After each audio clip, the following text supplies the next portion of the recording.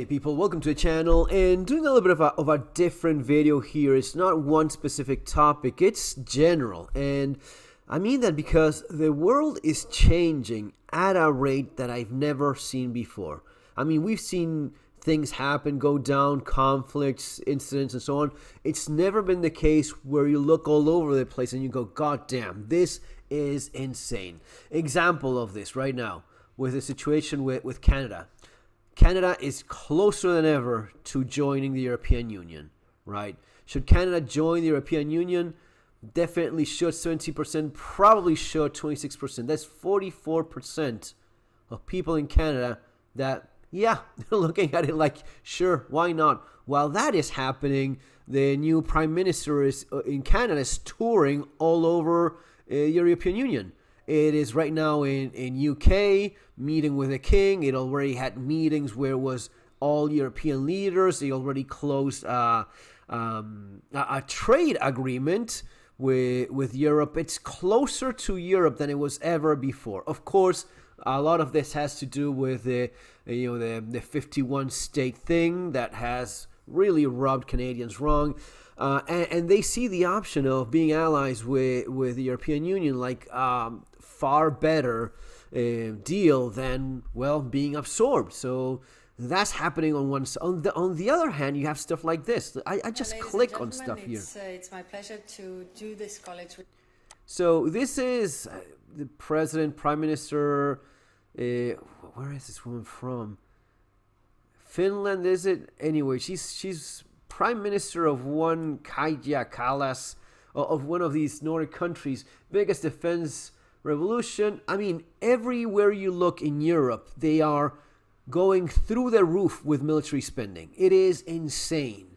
And it's going to take a time. It's going to take a while. It's not recent. This isn't just because Trump. Yes, of course, Trump has a lot to do with this, but it's been a while since they realized that the military spending has to go up, which, by the way, maybe it's a genius move from Donald Trump that has said time and again that Europe should increase in military spending. I actually agree with him 100%, entirely. It should have been this way a long time ago. Now, on the other hand, you cannot have your cake and eat it. Either you eat it or you leave it there on the table, but you cannot have both things at the same time. And one of the things that these countries are doing is spending, lots of military spending, but focusing on internal spending, right? I was reading some of the things in Twitter, X, and some people very pissed about some of the contracts being canceled with the F-35. What is it that you expect? Of course, especially given how things are with the idea of maybe not a kill switch to drop your plane in the middle of the air, but problems with supply, software, and how fifth-generation jets actually work. Why would you do that with a new alignment of countries in which you will end up having a plane that you might as well have brought from China or Russia? You wouldn't buy a fighter jet from Russia. You wouldn't buy a fighter jet from China, right? Well, that's how it's being seen right now. Buying a F-35 from the United States just doesn't make a whole lot of sense at this moment. And they're looking at canceling many of the orders in place in favor of Rafales or whatever the French are making. There is something going on with Germany, Italy, France, and Spain for a fifth-gen jet, which I don't remember right now the name. But anyway, the idea is to focus the spending on local spending. Go with that instead. I think that makes all the sense in the world because it's usually going to be quite a bit cheaper, and you're also working on your own economy. If you're going to spend money, you might as well spend it in your own economy or your neighbor's economy, right? If you're benefiting, if it's France benefiting Germany or Germany buying planes the United States or from France, of course, you're going to buy them from France, which is an ally. So all of these things are happening right now. It is crazy. And last thing, I was just watching how Macron basically just said that they're sending troops. France says, I don't need to ask Putin permission for anything. We're sending troops to Ukraine. That's it. Done deal. And it's basically, if it's not happening right now, it will be happening very soon. The idea is I don't have to ask permission to anyone. Keir Starmer in UK pretty much says the same thing. They've been talking about it for a while now, and now it's actually a time of doing it. So it's going to be troops in Ukraine. It's going to be a realignment of everything. It's even down to culture. It's down to the thing with Tesla not buying cars from the United States, and the trade war in there too. It is a moment in time in which everything is realigning in a way that it's quite shocking. If you look at the thing, an artificial line right through it between Canada and the U.S., just a straight artificial. The artificial line. So these guys are going for this. It's like this, right? This is still very much Kingdom of Denmark or whatnot. So even though not directly within the European, it is part of basically a European country as well. And yeah, all of a sudden it starts to look like it could end up being this. In many ways, it kind of is already. And this is like when you break, when you break a glass jar, right? You can glue it back together. It will never be the same thing. The moment in which many of these countries realize that you just cannot count with the United States for security, if you cannot count on them keeping up support for F-16s that are already in Ukraine, what is it that makes you believe it would not happen with your F-32s? Right, your F-35s, why wouldn't it happen, right? If it has happened already with F-16s in Ukraine, it's a realignment of the geopolitical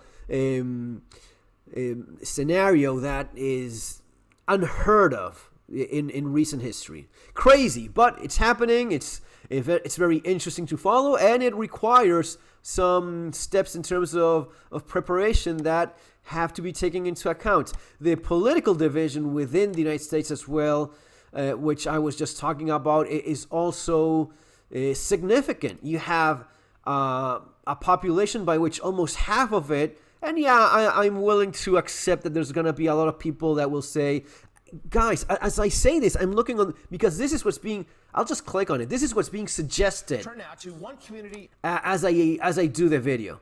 Black communities in Ohio form safety programs after blah, blah, blah, right?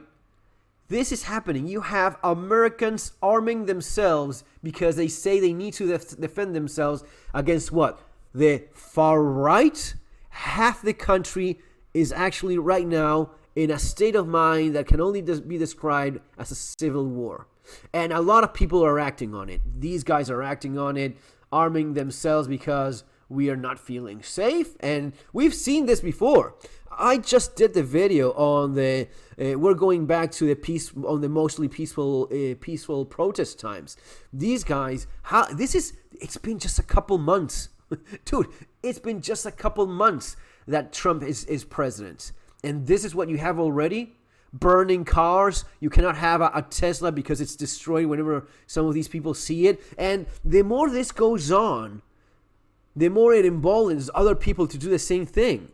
There's this virus effect of, well, I see these guys doing this, I'll do the same thing in my community. Oh, I saw a bunch of guys burning down Teslas. I'll go see if I burn down a Tesla. Or at the very least, I at least have to slash the tire of my neighbor because he has a Tesla, right? This is fucking insane. This is insane. This is happening right now in the United States. It's not happening in Europe. No one in Europe is burning down any Tesla dealership or vandalizing any Tesla car. No one in Europe does any of that shit. There's other shit going on. But that, no. This internal fighting of destroying the guy's property. At the most, you decide not to buy one because there's a trade war going on. So no, I'm not going to be supported. And the Canadians don't buy American whiskey, and U.S. does not buy wine from Europe. And it is fucking crazy what's going on. And all of these things have repercussions on a number of other aspects, on safety, on culture. It is I don't know. Let me know what you folks see or what you guys think, because I haven't seen anything like this. Well, it's not me. No one has seen anything like this. And there's certain things that, for example, sending some of these illegals to El Salvador, Bukele's prison. Yeah, fucking do it. That makes all the sense in the world, right? So you have things that you probably agree with, and others maybe not so much. But the way in which the international tension has been growing, it's pretty impressive. It's going to be all for now, guys. Remember that if you want to learn more about preparedness, as I always say, you have my books, Surviving the Economic Collapse and Street Survival Skills. And you also have the French version of those books in case you want to get them. By the way, they're doing very, very well in Amazon.fr. That is the Amazon of France, and people are liking my books in French too. So all of the love and appreciation to the preppers and survivalists in France that are doing their part as well, getting prepared for things that are happening. There's a manual that's going to be coming out soon in France, 20-page manual, survival manual. No, get my book instead. Trust me, it's going to be far better in helping you get prepared. See you next time.